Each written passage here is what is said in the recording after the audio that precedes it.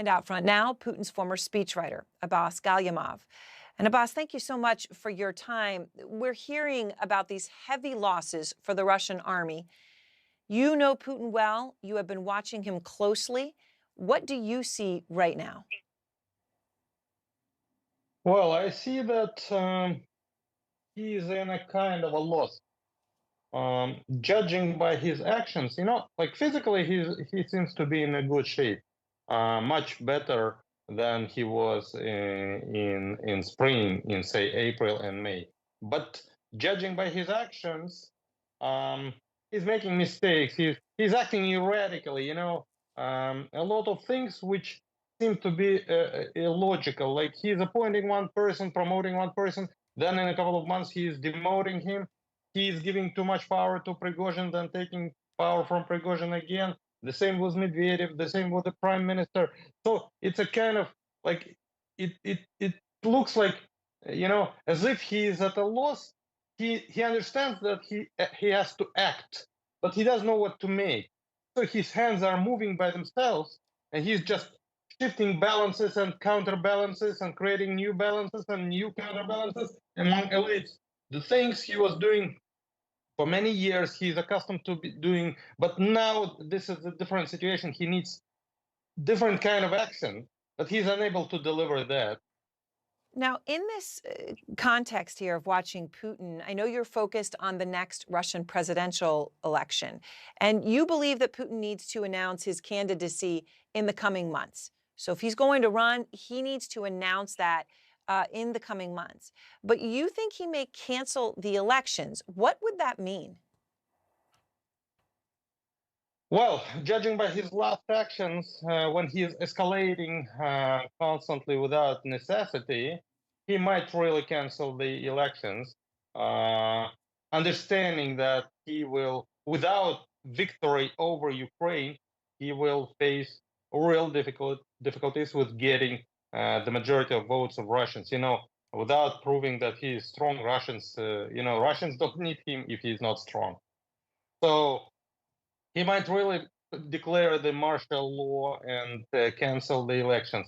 People will be facing more and more difficulties. The Russian economy is deteriorating. The war is lost. So there are more and more dead bodies coming to Russia. So Russians will be coming across more and more difficulties in their daily lives, and they'll be trying to find the explanation why this is happening to us. And in this situation, they'll be looking around into politics, into the political process, and they'll be answering themselves, well, this is because our country is governed by an old tyrant, an old dictator. And at this moment, I think a military coup or an elite coup, broadly speaking, will become possible. So in 1 year, when the political situation changes and there is a really hated, unpopular president at the head of the country, and the war is really unpopular, and they need to shed blood for this, well, at this moment, a coup becomes a real possibility. And just to be clear, you're saying this is a possible military coup? Well, I can say military, but it's also possible to say they will definitely have some civilian allies. So broadly speaking, it would be like military elite coup, something in between. All right, Abbas, thank you very much. I appreciate your time. Thank you very much. And now I want to go out front to the former U.S. ambassador to Russia, John Sullivan. And Ambassador, it's good to see you again. You hear Abbas talking about a change that he's seen in Putin's behavior since the beginning of the war, concurring with you that he thinks he looks physically well right now, but referring to him as erratic and looks as if he is at a loss in terms of what to do. What do you see right now, and have you seen such a shift? Well, thanks, Aaron. It's good to be with you again. Well, I'd say I'd attribute it to the stress of being 1 year into a failed massive war that he started. He's flailing for ways to try to address the obvious shortcomings of his special military operation.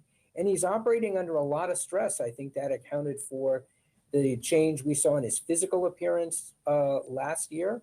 he is in a very, very difficult spot. And I think that's reflected in his actions and his decisions. Now, and he doesn't have many good options. No, and in this actually context, it's interesting because you were the last person. You spent a lot of time with him. You know what you're talking about here. Your new replacement, the new U.S. ambassador to Russia, actually arrived in Moscow today. Right? It was just today. And Ambassador, there were a group of protesters there to greet her, and they were chanting, "War is a business" for the U.S. And of course, I guess just to state the obvious to everyone watching, Russia does not have, protests except for when it does, as in except for when it's officially sanctioned. What do you make of this today? Well, anyone who was protesting outside the Russian foreign ministry without the authorization of the Russian government would have not only been taken away immediately by the police, but prosecuted and sent to prison. This protest is obviously organized by the Russian government. They organized protests outside our embassy when I was ambassador. Usually they were for a short period of time. We suspected that the people were paid for their time, maybe an hour. They'd bring video cameras that videotape people with signs, chanting slogans, and then they'd go home. I'm confident this is what happened to my successor, Ambassador Tracy, today. So today, I'm sorry, Lynn is a very, very accomplished diplomat. I mean, she's used to dealing with this type of situation. But I must say, in 3 years as ambassador, I never had that happen to me. I had crowds outside the MFA, media, cameras, video cameras, but I never had protesters with signs when I was going into the MFA. And I think this is just a sign of how badly fractured our relationship now is with Russia. Well, today, the former UK Prime Minister Boris Johnson talked about a conversation he had with Putin, and this was literally just ahead of the invasion. And when you talk about fractured relationships, here's what Boris Johnson said Putin said to him. Listen to this. He threatened me at one point and said, Boris, I don't want to hurt you, but with a missile, it would only take a minute or something like that, jolly. Ambassador, the Kremlin spokesperson Dmitry Peskov said today in response to that, what Mr. Johnson said is not true. More precisely, it is a lie. What do you make of this? Oh, I'm confident that the former prime minister is speaking the truth. I saw it myself when I would engage with senior Russian leaders. The conversation would go from 0 to 60 miles an hour, from a discussion about arcane aspects of the Minsk agreements on trying to settle the Ukraine problem, to a nuclear standoff between the United States and Russia. And I'd be taken aback when my Russian interlocutor would start talking about nuclear war. And my reaction to that was, if I had raised on my own nuclear war, the president I worked for, President Biden, would have recalled me, fired me, and probably sent me to have my head examined. But it's a negotiating tactic by the Russians. It's one they've used all the time. And I'm extremely confident that that President Putin would say something like that. Ambassador Sullivan, thank you very much. Thank you, Erin.